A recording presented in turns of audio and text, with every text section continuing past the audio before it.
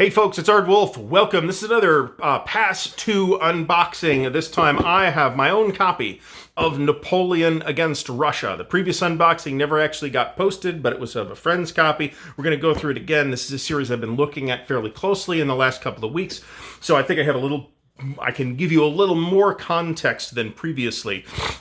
This is Napoleon against Russia. Napoleon contre la Russie. The French titles will be on one side of the box. There are 5 battles listed on the cover: Smolensk, Valentino, Shevardino, Borodino, and Maloyaroslavets. And we'll see if that's all the battles that are in the box. A lot of times it's not. A lot of times there are bonus battles. Now, we have 2 decks of cards. There's a Russian deck and a French and Allies deck. This looks like it is not yet the generic cards. They've gone in new versions of the game to issuing the same decks with each game, and then the folder that gives you the rules for dealing with the cards will tell you which ones you use. Let's do maps first. We have full-size map of Smolensk, and Smolensk is like right on the edge of the map and parts west, so we have one full-size map. These are probably all full-size maps, to be honest. Valentino is another full-size map. And here's another full-size map for Shevardino, Borodino, because they are right next to each other.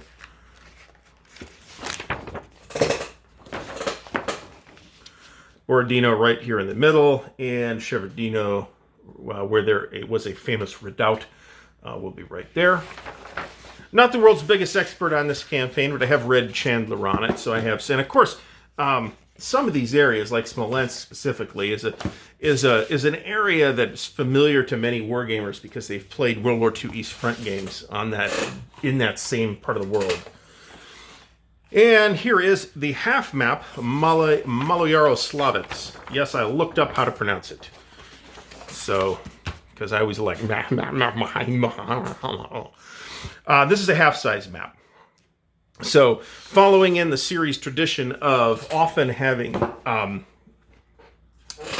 battles that can be played on less than a full-size map. All right, so we have the rules. Version 7.3.4, those might be the latest versions of the rules. OSG does not shrink wrap these, so I have a feeling Kevin is putting these latest version of the rules in these, which is nice. This is a 24-page rulebook, full color, relatively large print, not a particularly complicated game system. And then we have the study folder. So let's see. Smolensk, Valentino, Shevardino, Borodino, Maloyaroslavets, Smolensk, and Borodino mini-campaigns, plus a grand campaign. Now, this is in Russia, right? So the map areas of these maps don't abut each other. So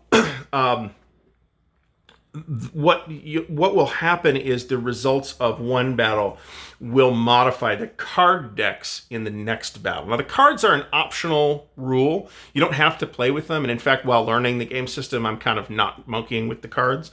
But the folks that are into this series end up playing with the cards. They're more like a card assist than a card-driven game. So I want to look at the scenarios because in virtually all cases, not a lot of special rules in this either.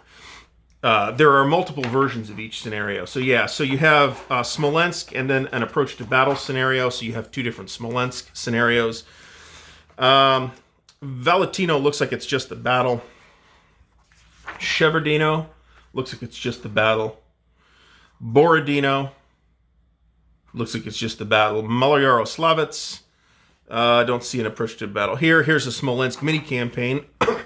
Shevardino Borodino mini-campaign, and the grand campaign game. And then, of course, the back half of the book is a massive piece of designers' notes on the battles and historical notes, and then designers' notes on the last page. I've always liked the way OSG and Kevin Zucker does these study folders. I really like having those extensive historical notes. So we have a whole bunch of record tracks and plaids. Turn record tracks. 1, 2, 3, 4, 5. setup cards. Here's for the Grand Armée.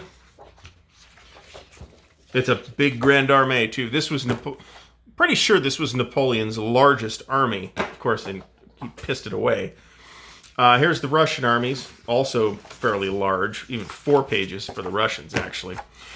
These setup cards are by column, so based on the exact thing you're doing, the column will tell you what you're setting up. Casualty record tracks for the French and the coalition. Here's combat tables and notes to combat tables. Here's some holding boxes for the campaigns. Here is the folio to tell you how to use the cards, if you want to use them, optional.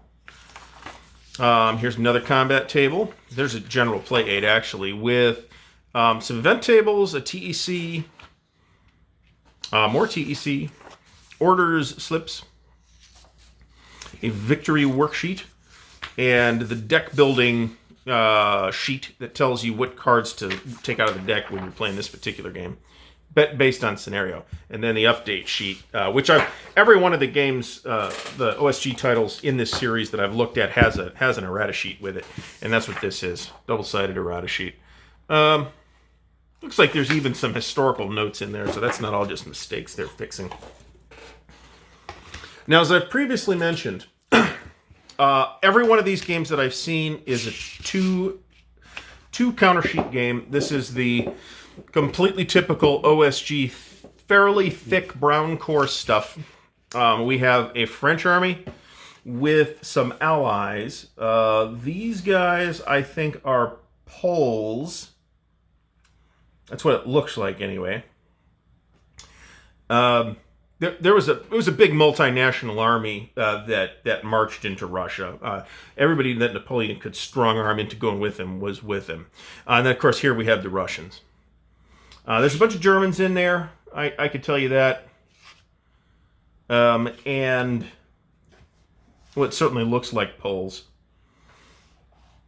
And looking for Germans. They're all, pretty much, they're all in the French color here. And these green guys tend to be like Dutch or Flemish or something like that, I think. Yeah, here's some Germans up here. And they're part of Junot's corps, was what it looks like. Okay, so they're under French command, which is not surprising at all.